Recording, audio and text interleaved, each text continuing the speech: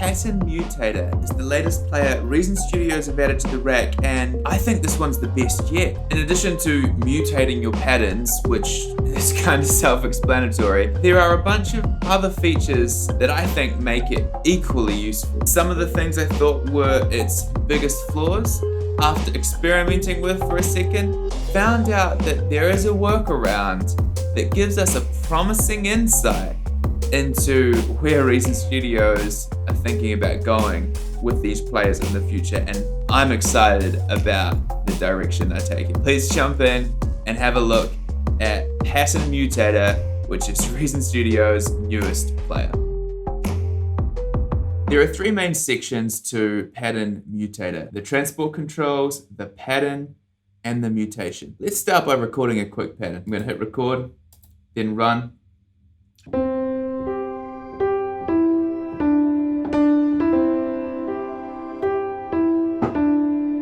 So you can hear that didn't turn out too great because I had no frame of reference for what I was playing with the pattern. What I found to be best is to actually use a click to do this.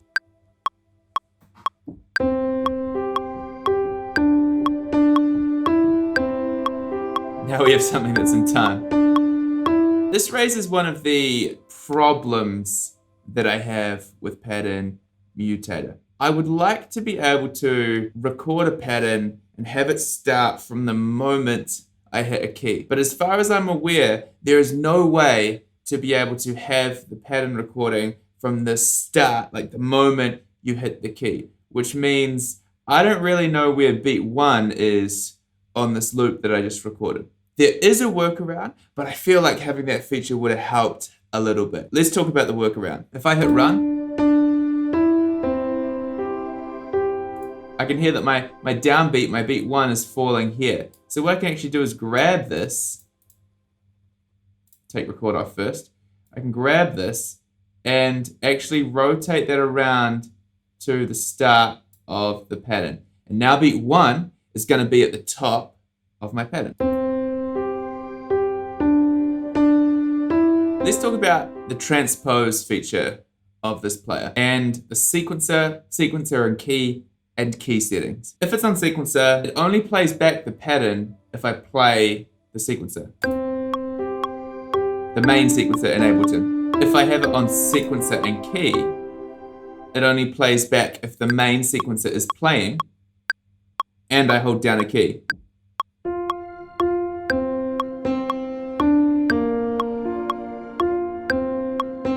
The last setting, the key setting, I think is pretty cool. What this does is it plays back whenever I hold down a key. And all I have to do is hold down the root note, the single note on the MIDI keyboard, and it plays back the entire pattern with the melody that I recorded before.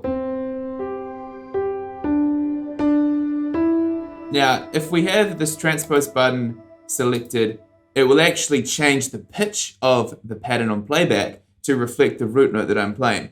If we take off the transpose button, then, well, it doesn't matter which button I press, it's playing back the same thing. But if we have transpose on, what that means is that we can actually change the pitch of this pattern.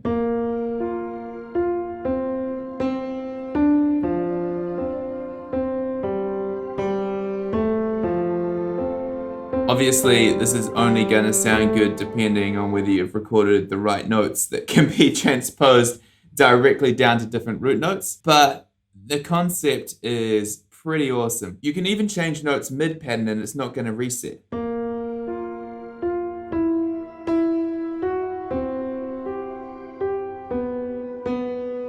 That's a feature that I see being really, really useful. If we don't want to record in real time, there's also the step record mode. What this does is it adds the notes one step at a time. So I could add, say,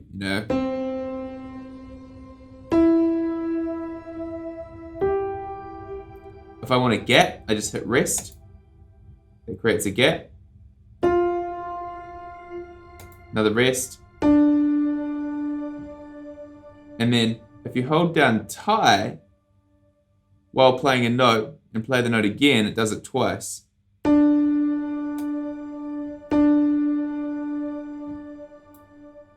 So now we've got this pattern. Should probably make that like 16 or something. That probably will sound like trash.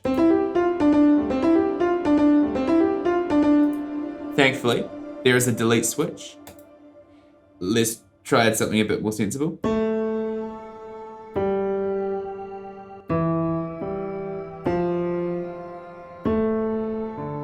I was not paying any attention to musicality here, so it's probably gonna be a really bad bass line. I mean, it's not as bad as I thought. We can add a little bit of shuffle to that maybe. And perhaps change the rate if we're not feeling the 16th note vibe.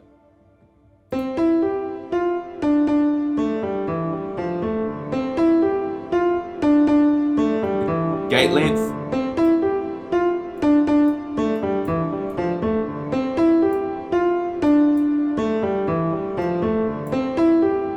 Increasing the gate length blurs the notes together if you're using an instrument that has portamento on it. This piano obviously doesn't. But let's reduce the gate length a little bit. I enjoyed that.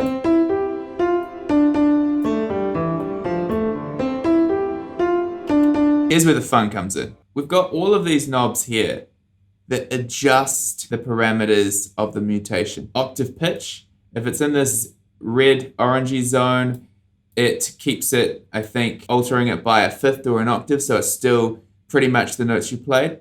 But if we put it in the blue zone, it starts getting a little weird and adding other intervals. The swap note mixes up two different parts of the pattern and swaps them with each other. And the density note adds or reduces notes depending on what you've got going on. Note length obviously changes the note length, and velocity changes the velocity. So let's just try moving some of these a little bit, not really kind of thinking too much about where. And we're gonna hit this mutate button, see what happens. Oh, you have to turn record off. That would be a smart idea. Mutate. Now it's grayed out this pattern. We've got the mutation. Let's hit run and see what it sounds like.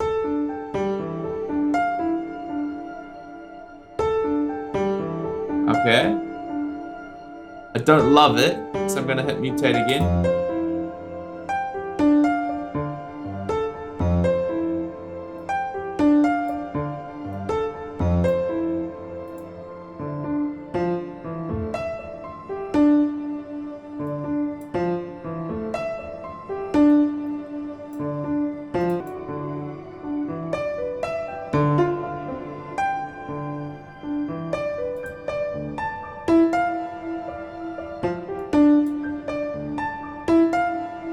That was kind of cool.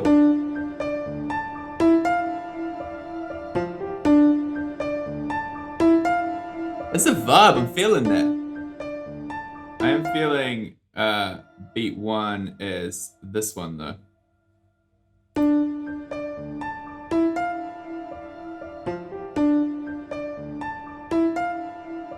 Alright, let's that's pretty cool. Let's like bounce that to audio.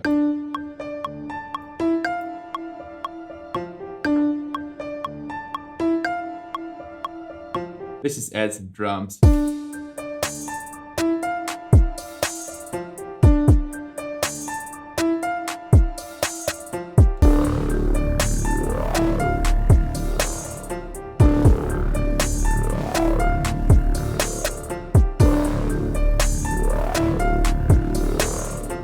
point is, this makes it stupidly easy to create quick beats that sound dope. Let's just say I really like this pattern and want to save it for later. What I can do is copy mutation to pattern by clicking this button, go pattern 2. Now I have this mutation saved as the pattern on pattern 2. So if I wanted to, I could mutate that even further.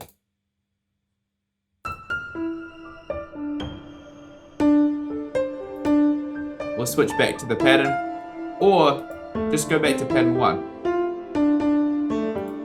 Pretty cool. that's the basic functionality of Pattern Mutator. Let's look at some of the other things you can do with it that I think are worth talking about. So in this instance of Reason on my empty track 7 here, I have got the Pattern Mutator triggering a MIDI out instrument, which I have routed into this other track over here that has a subtractor on it. And the reason I did that is because I wanted to record what the Pattern Mutator was putting out as MIDI data, rather than as audio, which I did up here. So this is what we came up with when I recorded this pattern as MIDI data.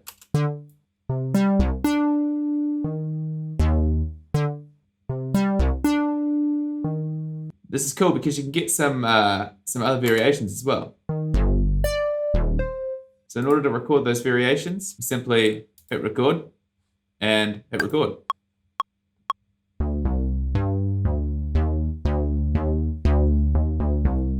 It's getting triggered by the MIDI data here. So if I go and mutate, it's going to change what happens on the MIDI.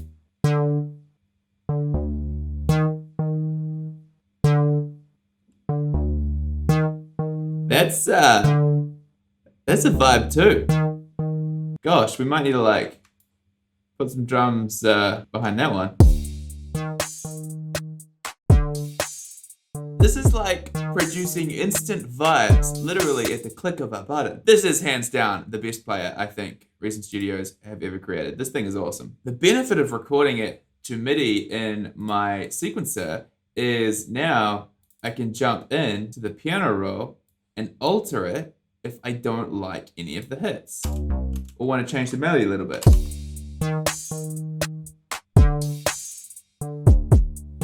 Say for example I want like 2 bass hits because the kick drum hits twice.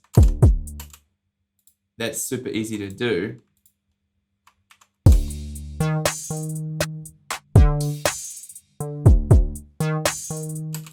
Maybe I want this one to be held on for a little longer, and overall I think I want the velocity of these notes a bit higher. Let's try listen to that.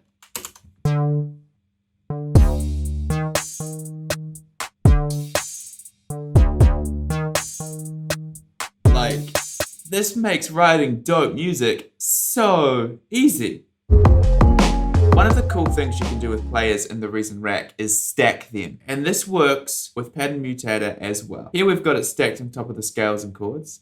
And if we have it triggering a monophonic line, then that's going to add chords to that line. Here's what that sounds like.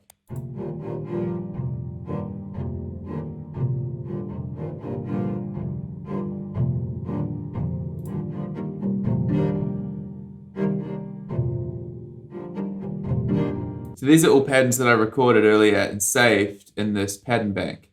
This one here's a vibe, I enjoy this.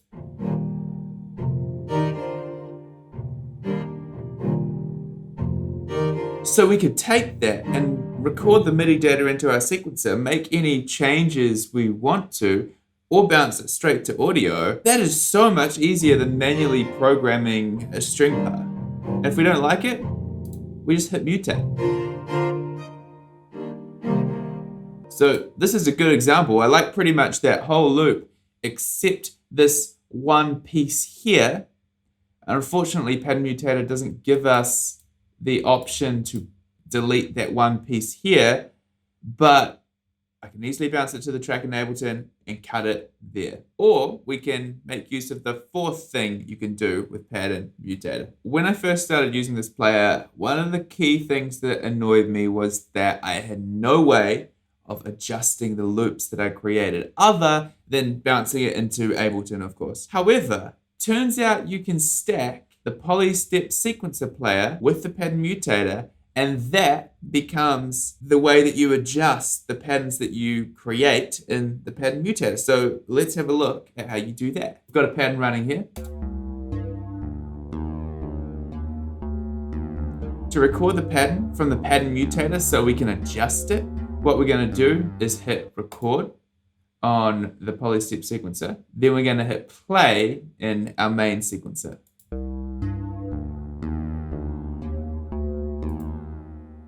clearly that made a mess. Probably helps to check that the rates are the same. We'll make this an 1/8 note as well, because that's what we've got on the pattern mutator. We will clear it, record off, clear, and let's try that again. So record on for the poly step, play in our main sequencer.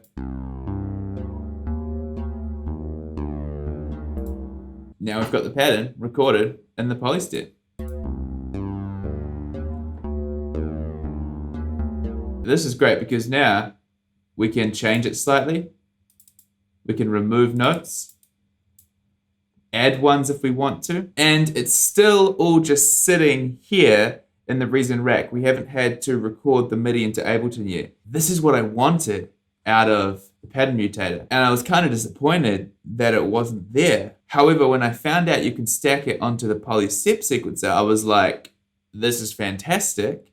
Not only does this give me the functionality that I thought was missing from pattern mutator, but it adds all the functionality that we get from the poly step sequencer as well. And when I saw this, I started to see really the potential of these players inside the Reason rack and what you can do with them. Obviously you could stack them before and you could do some kind of weird stuff with them, but I never really had any super go-to stacks inside the Reason rack. But now that I've got this pattern mutator, which can go with the scales and chords, and I've got this pattern mutator that can go with a poly step, and that adds a whole lot of functionality to the pattern mutator that it didn't have before, these two kind of become their own instrument now. And I'm really excited by that. Like I said earlier, I think this is the best player Reason Studios have ever made, which is a big call because I really like some of the other ones. But the way that this allows you to instantly create new musical ideas that have their own rhythmic elements, their own melodic elements, and also the way that it allows you to interact with other players in the rack creates a very exciting view of the future of the Reason rack, I think. Well, that has been my first look at the pattern mutator, Reason Studios' new player.